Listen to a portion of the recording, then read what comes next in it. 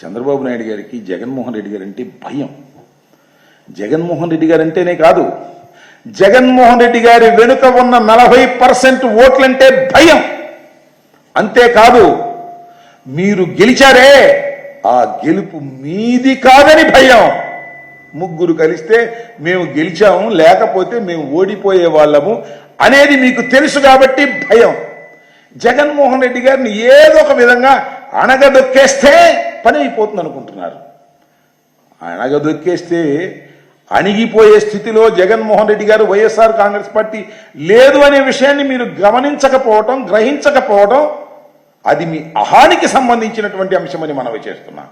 ఇవాళ మీరందరూ కలిసిన 40% ఓట్ షేర్తో ఇవాళ జగన్మోహన్ రెడ్డి గారు ఉన్నారనే విషయాన్ని మీరు దయచేసి మర్చిపోకండి. మర్చిపోలే, మీరు భయపడుతున్నారు. ఆలోచించుకోమని మనవి చేస్తున్నా.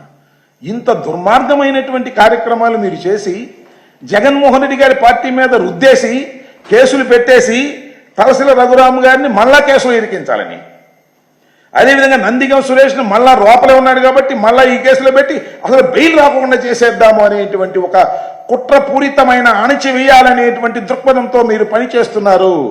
అణచి వేస్తే అణిగిపోయేటటువంటి వ్యక్తులు కాదు వీరు. మేము అంతకంటే కాదు, మీరు అణిచేసిన కొందికి రాటు తేలేటటువంటి పరిస్థితుల్లో మేము ఉంటామనే విషయాన్ని మీరు దయచేసి గుర్తుపెట్టుకోమని మనవి చేస్తున్నాం. ఒక సంఘటన జరిగితే దాని నుంచి గుణపాఠాలు నేర్చుకుని మరింత మెరుగైన సాయాన్ని అందించవలసినటువంటి మీరు ఈ పడవల కంటే ఎల్లో రంగు ఉందంట. ఎల్లో రంగు ఉందంటే అది వైఎస్ఆర్సీపీ రంగు అంట. ఎల్లో రంగు కాదు నాయన, అది సముద్రపు నీటి రంగు. ఎవరైనా పడవలకు అది వేసుకుంటారు, అది సహజం. నువ్వు వెళ్ళు, నిజాంపట్నంలో కానీ మచిలీపట్నంలో కానీ ఇంకో చోట కానీ బోట్లకు వెళ్తే ఎల్లో రంగు ఉంటుంది. అది తరతరాలుగా వస్తున్నటువంటి అంశం. అది దానికి ఎల్లో రంగు ఉంది కాబట్టి ఇది జగన్మోహన్ రెడ్డి గారి కుట్రా అనేటువంటి పద్ధతుల్లో మీరు పనిచేయటం చాలా దుర్మార్గమైనటువంటి అంశం.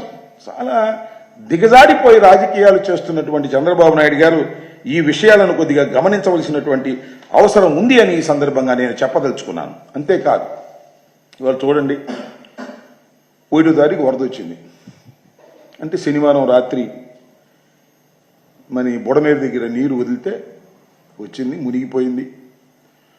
వారి లెక్క ప్రకారమే 46 మంది చనిపోయారు.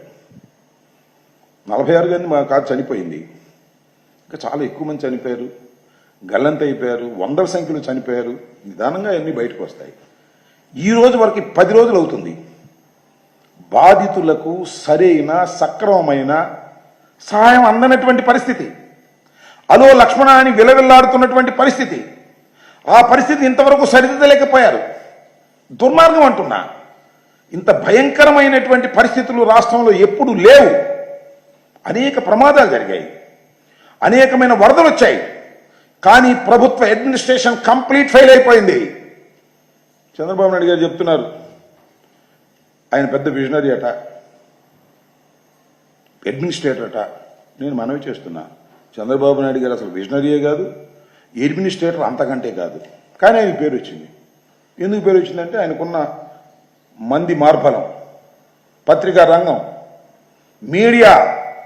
చంద్రబాబు నాయుడు గారు విజనరీ, చంద్రబాబు నాయుడు గారు అడ్మినిస్ట్రేటర్. ఏం అడ్మినిస్ట్రేషన్ చెప్పండి, నాకు అర్థం కాదు.